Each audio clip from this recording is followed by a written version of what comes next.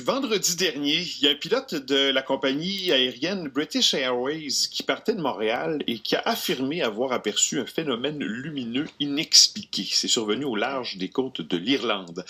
Le pilote a alors communiqué avec la tour de contrôle. Il a demandé s'il y a des manœuvres militaires qui avaient lieu dans le secteur et on lui a répondu non. Mais là, c'est pas tout. Il y a un autre pilote de Virgin maintenant qui s'est joint lui aussi à la conversation. Lui parlait d'une lumière très vive et d'un objet qui s'approchait du côté gauche de son appareil avant de filer vers le nord à pleine vitesse. Mystérieux, n'est-ce pas? L'autorité irlandaise de l'aviation a ouvert une enquête. Bon, je dois vous dire aussi que, selon un astronome qui a été interrogé par la BBC, il s'agirait probablement de particules qui sont entrées à très haute vitesse dans l'atmosphère, générant ici la lumière, vous avez compris. Mais c'est pas d'hier quand même qu'on s'intéresse à ces phénomènes mystérieux. Ça fascine. Au Québec, il y a l'association d'ufologie qui s'intéresse à la question des objets volants non identifiés. Et avec nous en studio ce matin, la directrice régionale de l'Association québécoise d'ufologie, elle s'appelle Annie Thériault. Elle s'intéresse au domaine du paranormal et des ovnis depuis au moins 35 ans. Elle est en studio avec nous. Bonjour, Madame Thériault.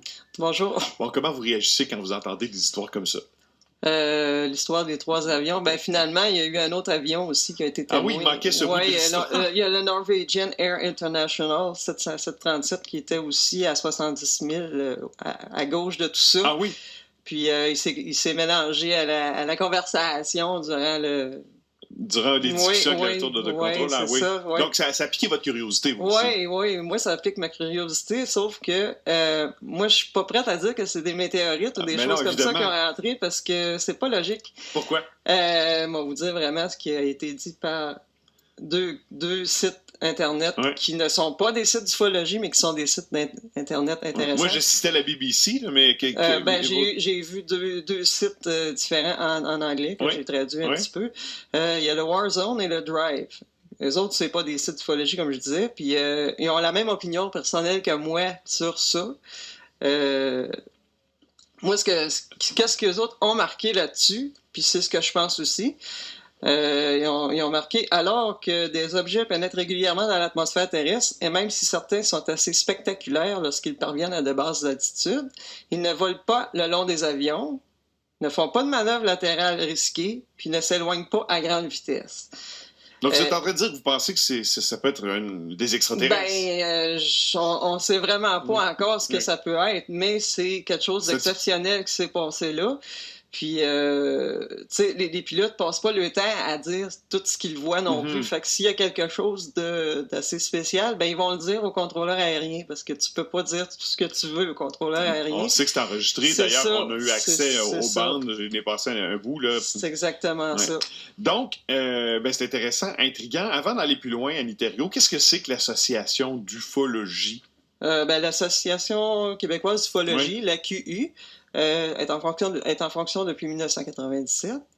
On possède des directeurs régionaux dans presque toutes les régions du Québec. Vous en êtes? Oui. Moi, je suis directrice régionale pour l'Abitibi-Témiscamingue. Dans le fond, l'Association québécoise d'ufologie permet à des gens de tout milieu qui s'intéressent à la question des ovnis de se rencontrer ou de se parler, de discuter. Nous, on prône aucune idéologie ou hypothèse quant à la réalité ou non de ce phénomène. Même souvent, vous allez démystifier plus qu'autre chose, mais il y a certaines observations pour lesquelles vous n'avez pas de réponse. Non, c'est ça. Il y a à peu près, comme j'ai ressorti ici, il y a 70% des cas qui sont explicables. Tu en as 20% qui sont inexplicables.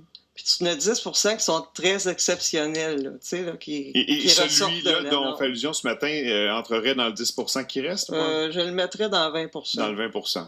Il y a plus exceptionnel. Je ne sais pas. C'est pas mal à la barre, là, parce que c'est assez exceptionnel ce qui s'est passé. Est-ce que vous êtes nombreux en Abitibi-Témiscamingue, Annie, à échanger sur ce sujet-là? Non, on n'est pas beaucoup, non. Il y en a quelques-uns. Là. J'ai quelques contacts qui ont travaillé dans ce domaine-là aussi, comme M. Marc Bégionnet.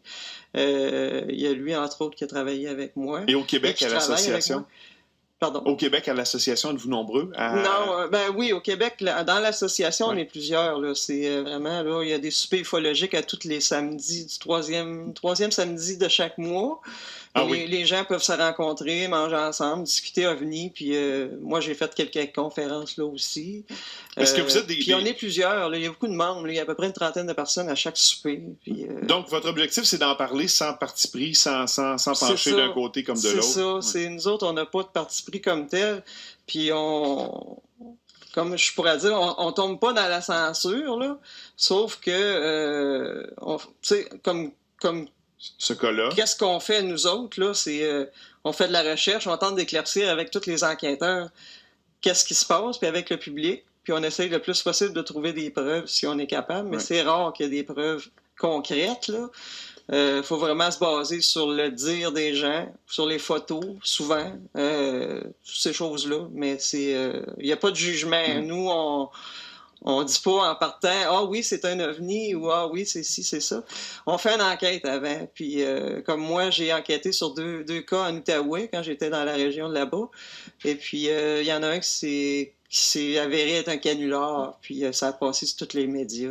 Ah oui, les réseaux sociaux et tout ça. Dans notre région, en Abitibi, est-ce qu'il y en a des observations? Est-ce qu'il y en a plusieurs de répertoriés? Ouais, moi, j'ai enquêté sur à peu près 16 cas, mais 7 cas ici, à Rouyn-Noranda. Ah oui. Juste à Rouyn-Noranda, il y a 7 cas. Les autres cas, c'est soit La Sarre, Val-d'Or, Amos.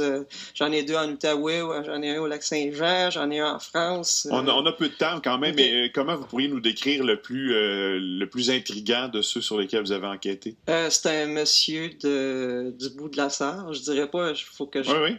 Un monsieur de Dupuis qui a vécu quelque chose quand il était plus jeune. Et puis, c'était un cas d'enlèvement et tout ça. C'était vraiment un des cas exceptionnels que j'ai enquêté. Est-ce qu'il y a une conclusion à votre enquête? Moi, je crois que la personne m'a pas raconté un canular, comme on dit, mais je continue à chercher, puis le dossier reste ouvert quand même, parce qu'il y a toujours des questionnements quand même pour voir si c'est vraiment ça qui est arrivé. Ouais. Il reste très, très peu de temps, Mme Thériault, mais votre passion vous emmenait à écrire un livre sur le sujet qui sera même publié après les fêtes. Oui, c'est mon tout premier livre sur le sujet. Qu'est-ce qu'on trouve là-dedans? C'est tout ce que j'ai fait depuis l'âge de 11 ans dans ce sujet-là, les enquêtes que j'ai faites, des enquêtes qui ont été faites aux États-Unis, des cas que j'ai traduits en langue française pour les présenter et tout ça. Puis c'est ça, le livre va être publié au mois de février-mars de 2019. Et puis je serai présente au Salon du livre de Québec au mois d'avril. Ah oui, pour le présenter. Oui, et puis si ça va bien, je vais être au Salon du livre de l'Abitibi-Témiscamingue aussi. On vous le souhaite, puis on vous réinvitera assurément au lancement du livre. Merci d'être passé nous voir pour jaser de ça avec nous ce matin, Annie Thériault. Merci beaucoup. Bonne journée, au revoir. Bonne journée. Annie Thériault, qui était notre invitée, c'est la directrice régionale de l'Association québécoise d'ufologie. Il est 7h29.